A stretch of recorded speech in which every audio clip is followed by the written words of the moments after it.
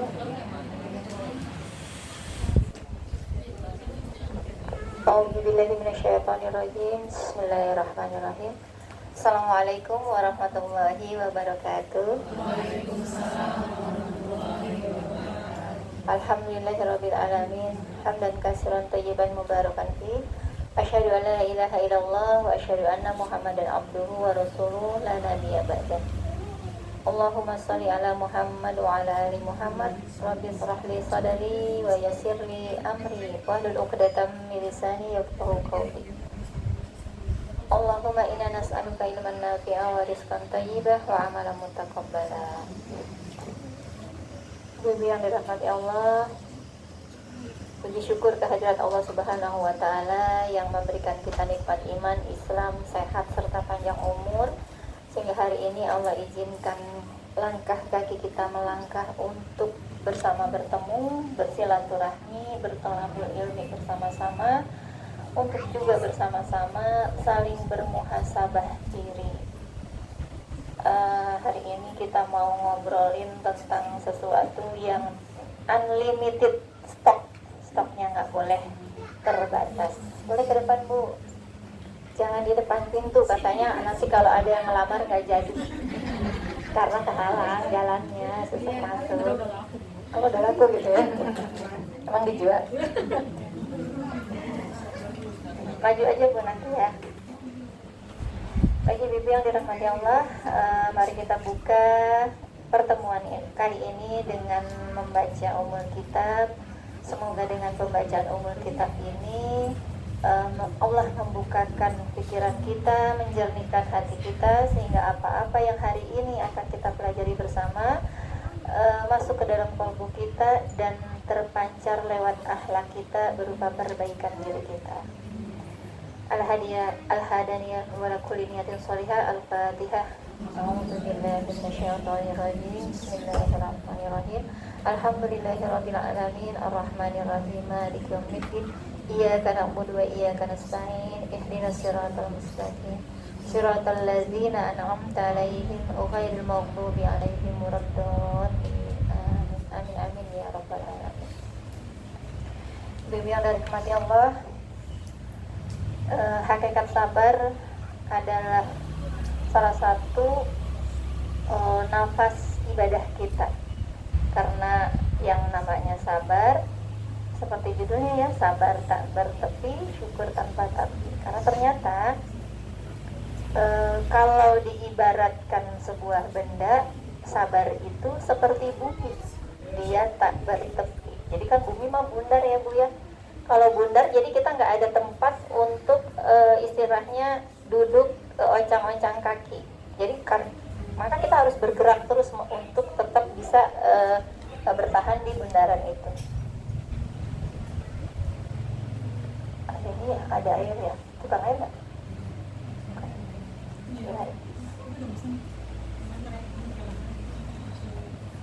Nah, kenapa sih? Tapi justru buat kita sabar itu jadi PR, terutama buat para ibu.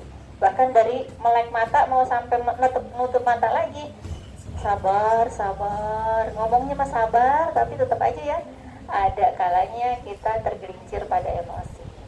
Kayak tadi Bu, pagi-pagi alhamdulillah kepala berat sekali untuk diangkat, walaupun sepertinya proporsi tubuh saya udah ideal, nggak gedean kepala, tapi berat diangkat kepala.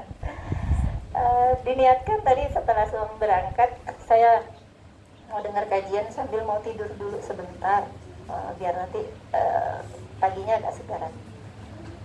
Udah mendekati gelombang alfa, ada teleponnya dari orang yang biasanya kalau telepon saya dia punya masalah. Kalau nggak diangkat kasihan, kanannya udah bismillah. Jadi sambil merem tuh saya dengerin. Bu Kun, Ibu dengerin ya Bu? Iya saya dengerin. Jadi kalau dia curhat Bu lama saya dengerin. Udah Bu, saya udah selesai, sambil nangis. Jadi alhamdulillah setelah sharing selesai. Alhamdulillah itu Bu malah jadi nggak berat kepalanya. Karena jadi dibawa mikir, dibawa harusnya gimana ya. Dan alhamdulillah beliaunya udah agak lega, kata dia seperti ada beban di pundak saya yang tercabut setelah ngobrol sama ibu. pengennya mah ketemu ibu bu, pengen peluk ibu. Kata saya, jangan, saya ini masih di dalam selimut. Tapi alhamdulillah berkat dirimu saya jadi seger, saya mau turun mau sarapan. Ibu jangan bu, jangan sarapan dulu ya, nanti saya kirimin sarapan. Paksa itu bu, nanti saya kirimin sarapan. Oh ya alhamdulillah, alhamdulillah belum kirimin sarapan. Kalau mau gini bu, kenapa sih Allah itu hadirkan orang-orang kalau punya masalah ingat sama saya, pengen dibalikin gini, coba kalau dia lagi senang banyak rezeki ingat gitu sama saya. Tapi kalau dia lagi jalan kemana tuh saya suka kayak gini, alhamdulillah berarti semua baik-baik saja ya. Ntar dia ketawa, ingat Allah aja, ya masya Allah. Tapi itu balik lagi, itu bagian dari cara Allah untuk memberikan saya kebermanfaatan. Artinya setiap manusia yang terbaik adalah yang punya manfaat buat orang lain. Bisa jadi saya mah cuma itu bisanya. Masuk silahkan. Waalaikumsalam. Monggo masuk, maju bu, maju. Maju tuh. Eyang boleh duduk nanti Eyang. Iya, Eyang boleh duduk. Mak masuk mah jangan di pintu mak. Ya boleh duduk.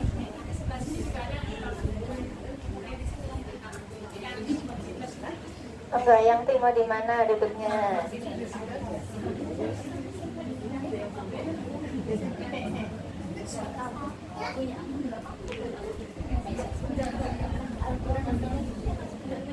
Jangan di bawah yang nanti takut pegel. Saya aja kalau duduk di bawah bolak-balik ganti posisi.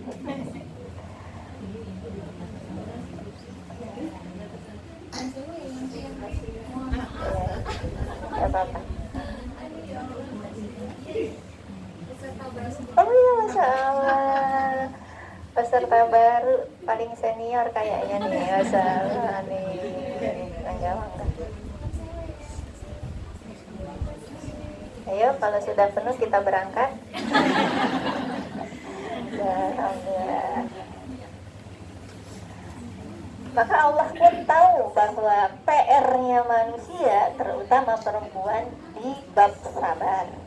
Sabar ketika pagi-pagi mau istirahat ada yang telepon. Sabar ketika lauk semua udah mateng, ternyata magicom lupa diceklek. Pernah ya, pasti pernah sesekali ya ngalamin seperti itu. Maka ada berapa ayat bu dalam Al-Quran yang menyebutkan kata sabar bu dalam Al-Quran? Kan ada tahajud, ada bersyukur, ada tentang kufur nikmat, ada. Nah ayat sabar itu ternyata paling banyak di Al-Quran disebutkan Allah. Ada berapa bu? A 60, B 70, C 80. Berapa bu kira-kira? 80. Oh, karena saya bilang paling banyak jadi ngambilnya 80. Tapi anda salah. Jadi saya nggak sebutin itu, di situ nggak ada. Ntar soalnya kalau ketebak takut kegeeran tuh kan benar saya. Jadi ada 90 ayat dalam Al-Quran yang Allah sebutkan tentang kata sabar. Dan ternyata semua proses kehidupan kita itu semuanya melalui kesabaran. Ibu ada bu yang lahirannya enggak nunggu sampai 7 atau 9 bulan? Nggak ada kan ya? Dan itu kan luar biasa ya bu, dari ngidam sampai mau lahiran itu juga perlu banyak sabar di kitanya. Tapi kita sabar bu ya, nggak maksa sama Allah. Ya Allah ini perut makin besar ya Allah, keluarin aja kayak besok jam 7 pagi. Nggak ada yang begitu. Semua butuh sabar ternyata. Dan Allah mencontohkan ketika Allah menciptakan manusia dalam 6 masa. Padahal kan buat Allah mah gampang ya, menciptakan saat itu aja tinggal bilang kun fayakun udah jadi. Tapi Allah mau mencontohkan bahwa semua proses itu butuh sabar. Jadi kalau guru terbaik itu kan gitu ya bu, memberikan contoh kepada muridnya ketika gurunya sudah melaksanakan. Maka Allah yang maha sabar, Allah yang punya sifat sabar, memberikan contoh kesabaran di setiap lini kehidupan kita. Dari nggak usah jauh-jauh ya Bu, kita masak aja semua juga butuh proses sabar. Nggak ada Bu yang namanya nasi yang terhidang di atas piring kita itu dari sononya, dari penjualnya langsung beli nasi, dari petaninya tumbuhnya langsung nasi, nggak ada. Dari benih dulu, jadi pohon, dari pohon dipanen, disosoh dulu, dijual ke pasar, dicuci sama kita, dimasak, baru terhidang. Itu juga kalau nggak lupa nyetlekin tadi. Iya, seperti itu. Maka nggak ada kamus di kita sabarnya sampai kapan. Nggak ada. Karena ujung kesabaran pasti kebaikan. Semua ujung kesabaran itu pasti kebaikan. Hanya terkadang kita nggak sabar menunggu ujung kebaikan itu. Kalau di surat Al-Zumar ayat 10, coba Bu.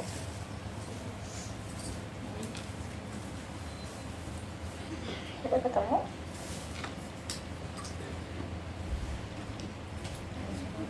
Iya. Apa deh? Sesungguhnya orang-orang yang bersabarlah yang disempurnakan pahalanya tanpa berhenti. Sesungguhnya hanya orang-orang yang bersabarlah yang disempurnakan pahalanya tanpa batas, tanpa perhitungan. Sama seperti waktu kemarin kita ngobrolin tentang overthinking, tentang menerima keridhaan, bahwa Allah sendiri nanti yang akan mengumpulkan kita di akhirat, memberikan pahala sabar kepada kita. Artinya kita istimewa. Istimewanya kenapa? Karena sudah bersabar itu tadi. Karena Allah tahu sabar mah susah. Sholat mah Bu, kalau kita paksain gampang. Walaupun lagi riuh, lagi apa, lagi gerah, lagi dingin, kalau kita sudah berniat sholat, bisa kita sholat. Puasa juga ya, walaupun ada undangan apa, kalau kita sudah niat kuat puasa, bisa puasa. Tapi sabar itu terkadang dari hal-hal sepele aja bisa meluluhkan kesabaran kita. Maka sabar mah pelajarannya seumur hidup. Sabar di setiap lini kehidupan kita. Selagi kita hidup, disitulah sabar harus ada. Nah, kalau para alim ulama mengkategorikan sabar itu dalam 3 tingkatan. Yang pertama, sabar dalam ketaatan. Yang kedua, sabar dalam meninggalkan maksiat. Yang ketiga, sabar dalam menghadapi cobaan. Dan ternyata yang selama ini kalau kita kan mikirnya sabar itu ketika kita diberikan ujian ya, itu adalah sabar yang terberat. Tapi ternyata justru itu sabar tingkatan paling ringan, paling rendah. Karena apa? Kalau kita dikasih ujian, mau kita sabar kek, mau kita enggak kek, tetap aja ujiannya berlaku enggak ke diri kita? Berlaku, tetap ada ujiannya di diri kita. Maka mau tidak mau kita tetap menjalani ujian itu. Mau dapat pahala sabarnya, ya berarti harus bersabar dengan ujian itu. Atau mau mengeluh, atau mau menolak atau marah-marah, ujiannya tetap kita dapat, tapi kita nggak dapat pahala. Maka ini dijadikan sabar paling rendah. Padahal kita merasa selama ini itu justru kalau dapat ujian tuh sabar paling berat. Padahal justru itu sabar paling rendah, karena mau tidak mau kamu akan menjalani ujian itu. Mau sabar ya mau enggak, tetap aja ujian itu akan menjumpai dirimu, akan ada dalam kehidupan. Dan sabar yang paling tinggi justru sabar ketika kita dianjurkan untuk taat. Sabar dalam ketaatan. Kenapa akan jadi paling tinggi? Karena kalau taat mah kita bisa milih. Kamu mau taat atau enggak? Kamu mau menjalani apa yang diperintahkan Allah atau enggak? Kita bisa milih kan? Tapi kalau kamu bersabar dalam keperihan kamu, dalam ketaatan, dalam kepayahan kamu dalam ketaatan, maka pahalanya tadi tanpa batas, tanpa perhitungan.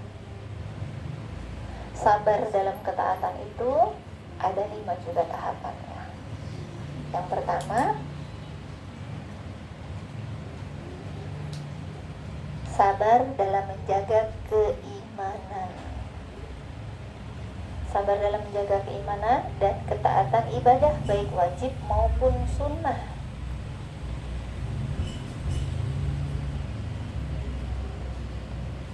Apalagi sekarang ya Bu, di zaman modern, masa dimana kita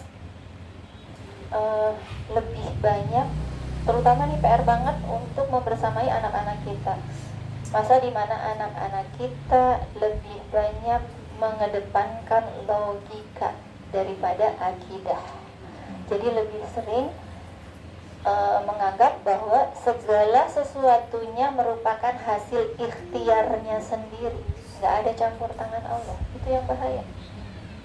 Maka disinilah kesabaran kita diminta untuk bisa mengenalkan akidah kepada anak-anak, menguatkan akidah, menguatkan ketauhidan kita, menguatkan diri kita untuk bisa bersabar dalam taat. Yang kedua,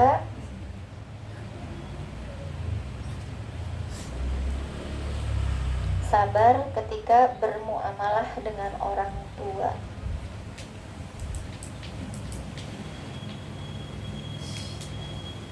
Kenapa ya Allah mempoinkan sabar ketika hubungan kita dengan orang tua itu menjadi salah satu kategori sabar dalam taat? Karena seringkali kita ujian dengan pasangan lolos, ujian dengan anak lolos, ujian dengan tetangga lolos, justru kita diuji dengan orang yang seharusnya kita cinta, yang memberikan cintanya lahir batin sehingga kita bisa hidup sampai sekarang. Tapi kita lupa, ketika kita udah lupa seperti sekarang ini dan orang tua kita sudah mulai harusnya kita perhatikan.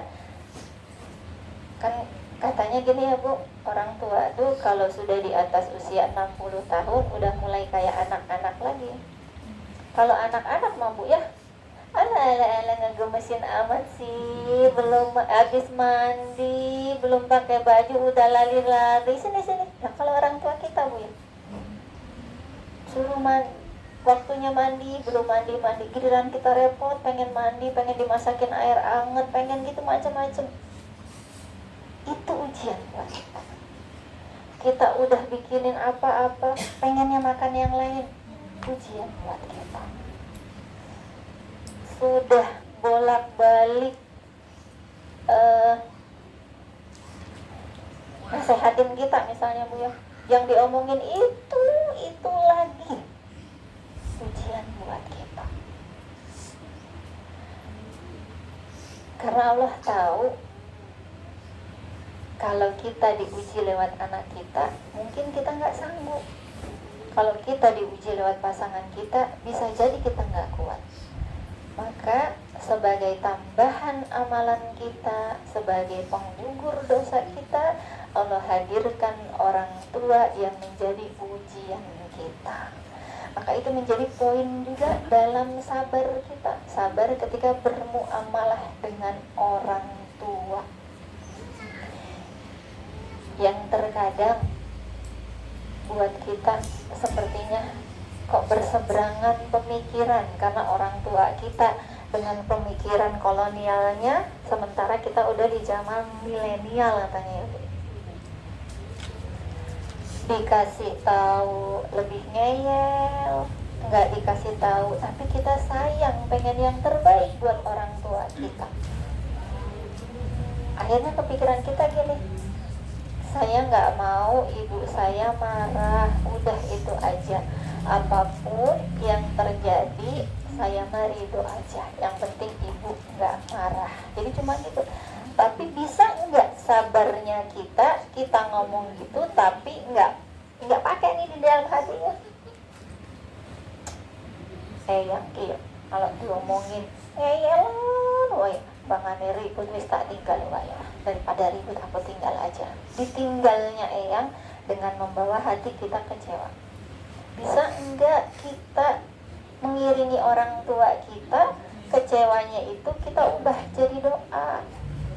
PR kita gitu ya, ngeliatin apapun jadi doa. Secara logika orang tua kita usianya mungkin mendekati dipanggil Allah. Secara logika ya, walaupun masalah takdir itu takdir usia mah nggak perlu tua untuk meninggal, nggak perlu sakit untuk meninggal. Tapi secara logika hidup orang tua bersama kita itu nggak berapa lama lagi. Maka biarkan orang tua kita punya momen terbaik dengan kita.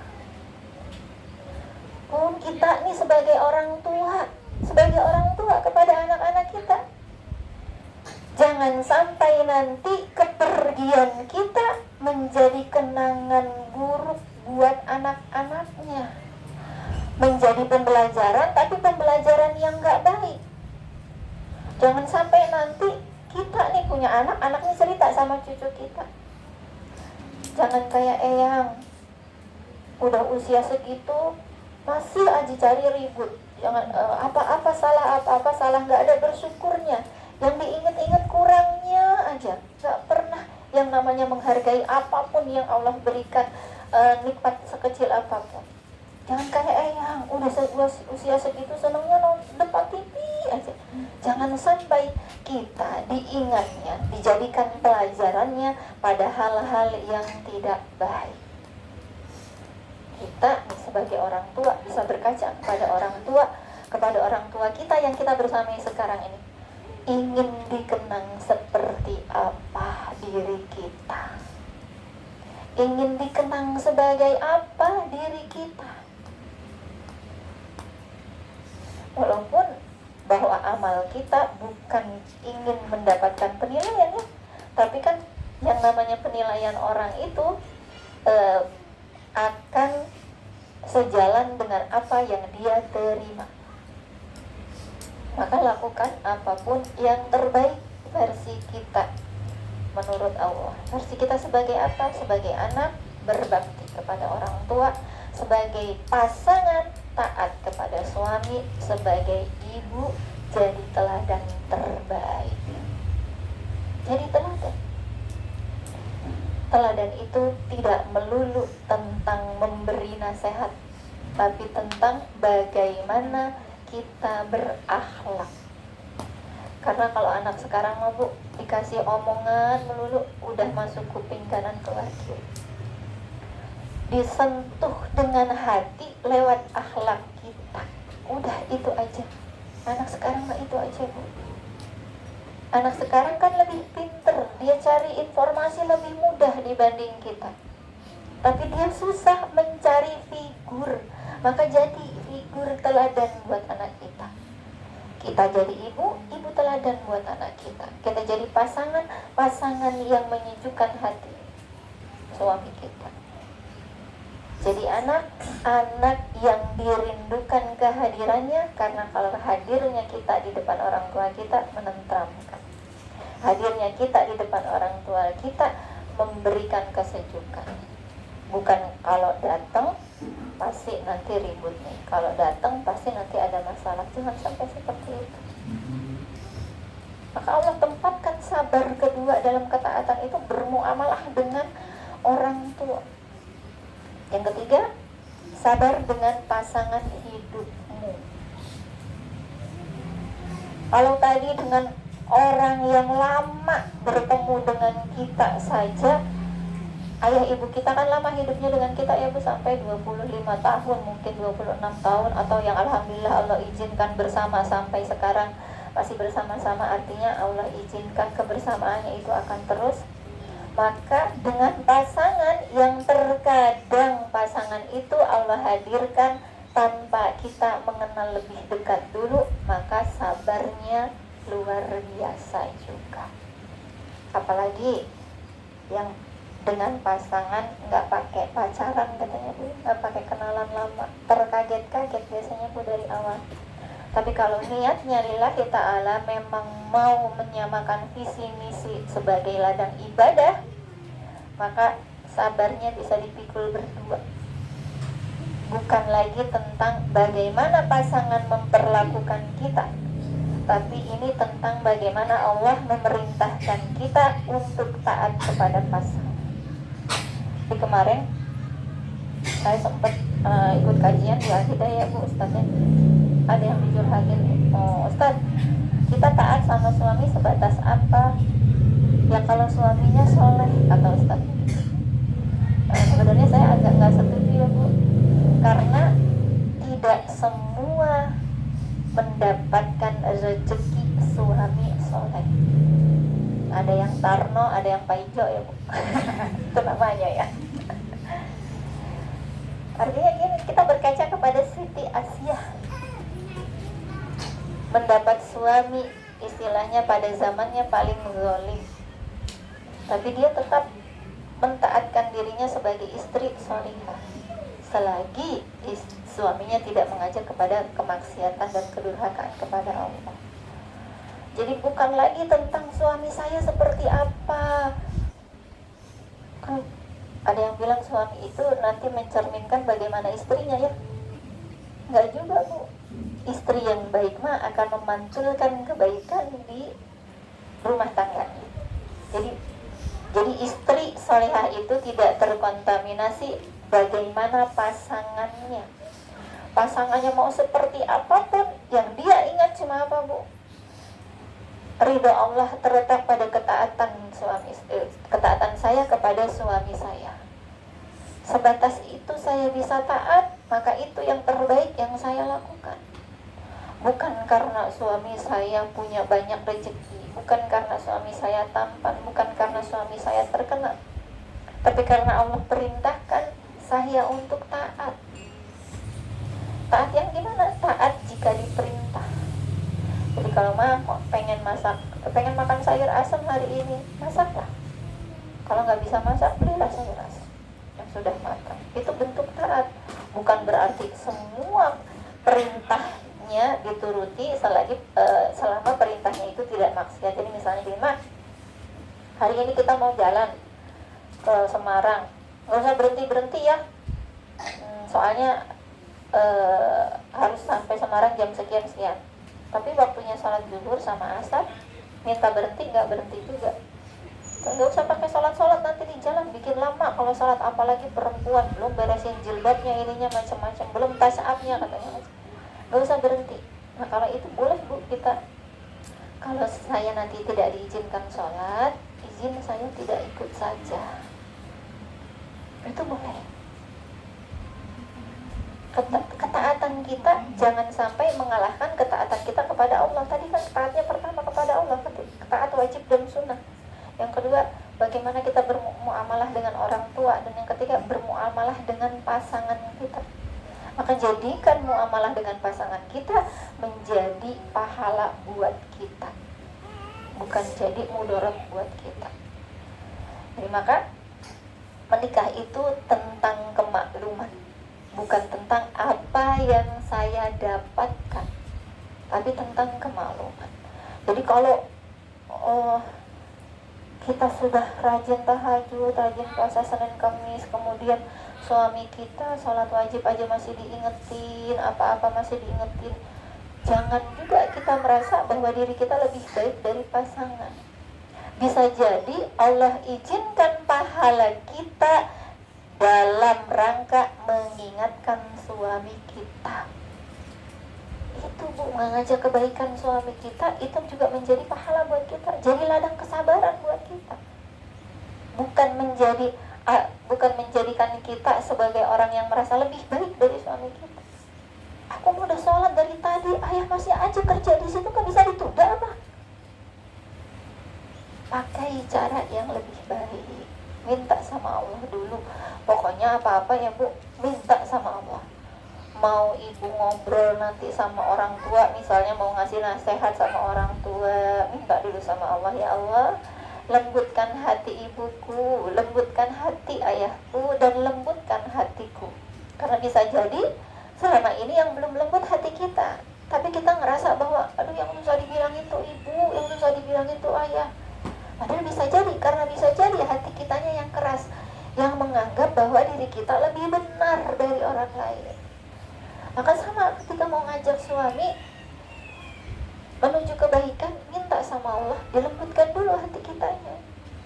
Ya Allah, lembutkan hatiku, lembutkan perkataanku ketika mengajaknya untuk kebaikan. Ya Allah, agar ia tersentuh kebaikan itu lewat kata-kata yang Kau pilihkan, lewat teladan yang Kau izinkan. Minta, karena hakikatnya bukan kita yang bisa membolak-balikan hati pasangan kita, membolak-balikan hati orang tua kita, tetap Allah. Maka kita minta sama Allah biar Allah itu memberikan kita banyak gudang sabar. Kalau kata anak saya kemarin, Bu, waktu minta doa mau ujian koas, dia merevisi cara saya berdoa.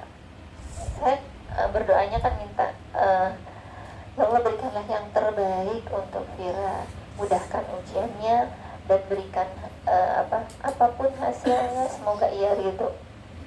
Kayak gitu, Bu. Sama dia direvisi, Ibu tolong ganti doanya ya, aku butuh banget lulus untuk yang kedua ini. Jadi Ibu minta sama Allah kepastian aku untuk lulus.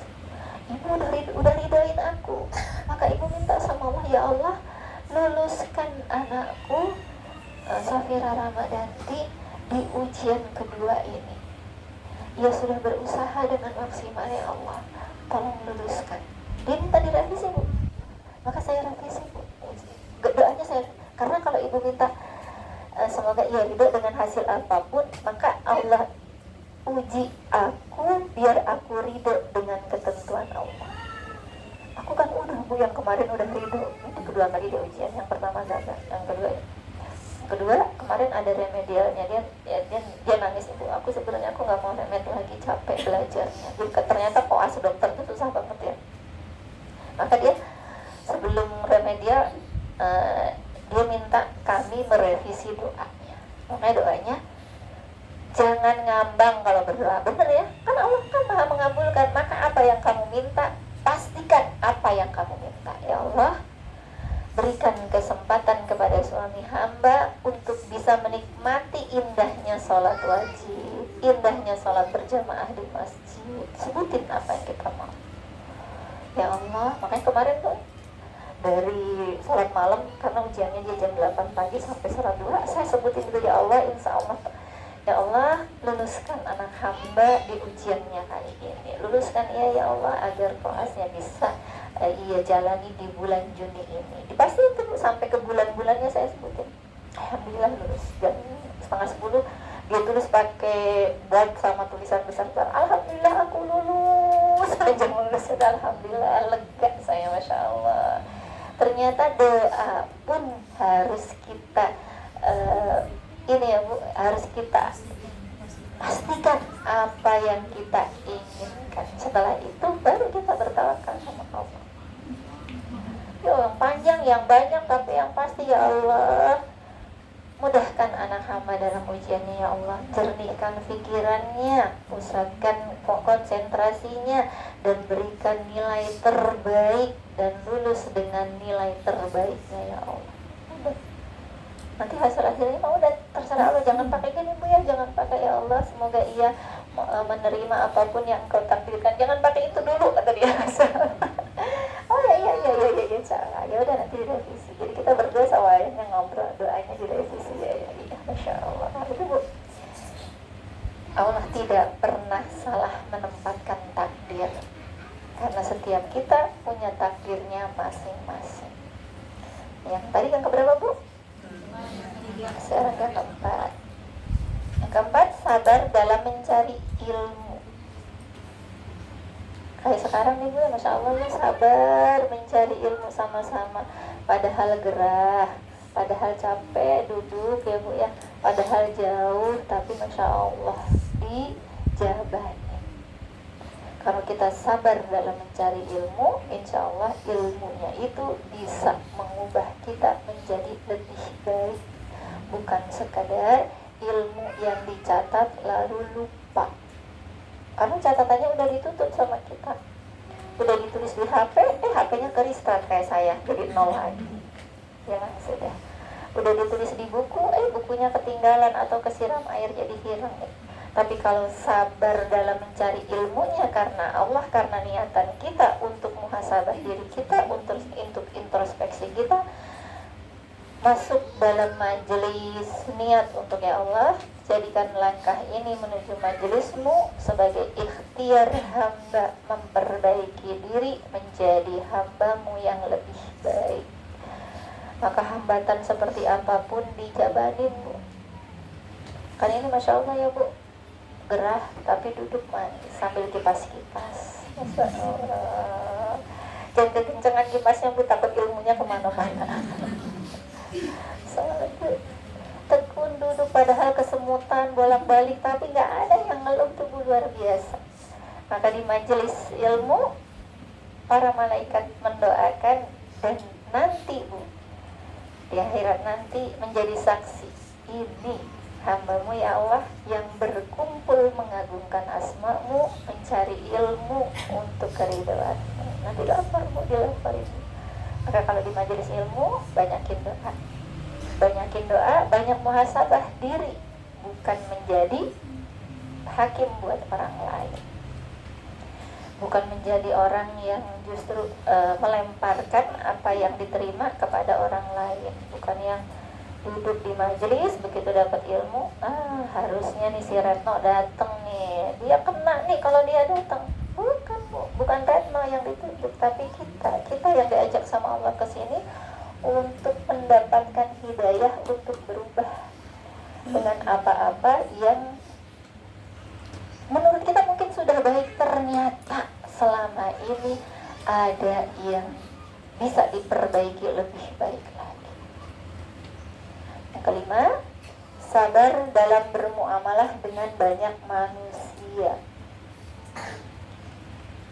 Hubungan kita dengan teman, hubungan kita dengan tetangga, hubungan kita dengan sesama, bahkan dengan orang yang baru kita kenal, dengan penjual, dengan pembeli, itu semua dalam rangka menggapai sabar, dalam rangka mengumpulkan pahala sabar. Ada nggak, Bu, yang bersahabat langgeng lama udah puluhan tahun, di dalamnya nggak ada pakai sabar? Nggak ada, ya pasti harus kita banyak maklumi teman-teman kitanya, harus sabar dengan sifatnya satu sama lain.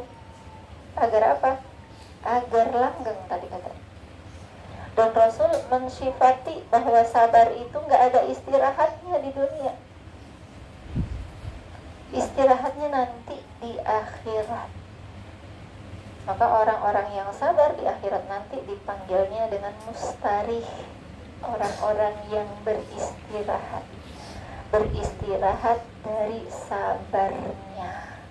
Jadi kalau udah beristirahat, artinya melek mata bukan lagi di rumah kita, melek mata mungkin sudah di alam kubur.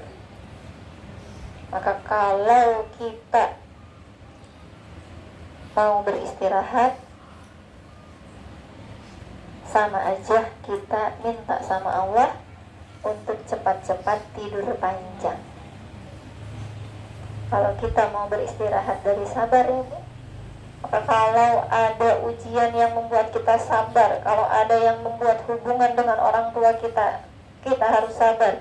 Kalau ada ujian yang membuat kita dengan pasangan kita dan menjadikan kita harus sabar, alhamdulillah, artinya Allah masih izinkan kita hidup yang Allah izinkan untuk membekali diri kita dengan banyak pahala.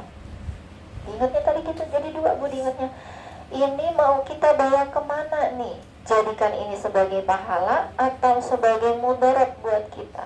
Kalau mau jadikan pahala, ridho, ikhlas Allah titipkan orang tua kita kepada kita, ikhlas Allah titipkan suami kita dengan segala kelebihan dan kekurangannya kepada kita. Jalani, karena nggak dijalanin pun ada di depan kita, nggak dijalanin pun ada di hidup kita. Mau apa lagi? Jalani aja.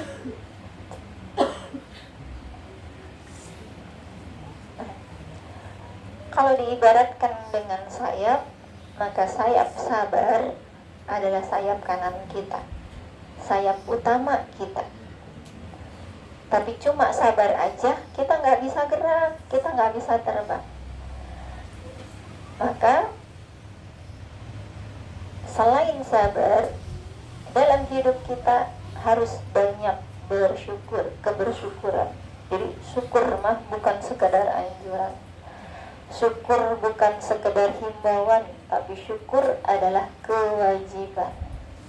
Dan ini yang seringkali kita lupa, bahwa syukur itu bukan sekedar ketika kita mendapat nikmat yang banyak. Bahkan nikmat sedikit pun harus kita syukuri. Alhamdulillah ya Allah, hari ini masih Engkau izinkan hamba membersamai anak hamba ya Allah. Alhamdulillah di usia senja saya ya Allah, masih ada anak-anak yang mencintai saya, yang mengurus saya ya Allah. Gak kebayang kalau saya harus hidup sendiri ya Allah, tapi Engkau izinkan ada anak yang berbakti kepadaku ya Allah. Alhamdulillah ya Allah, hari ini Engkau izinkan hamba masih menjadi istri buat suami hamba ya Allah, apapun kondisinya ya Allah. Alhamdulillah ya Allah, hari ini anak hamba bangun semua dalam keadaan sehat ya Allah. Alhamdulillah ya Allah. Alhamdulillah ya Allah, dia jatuh.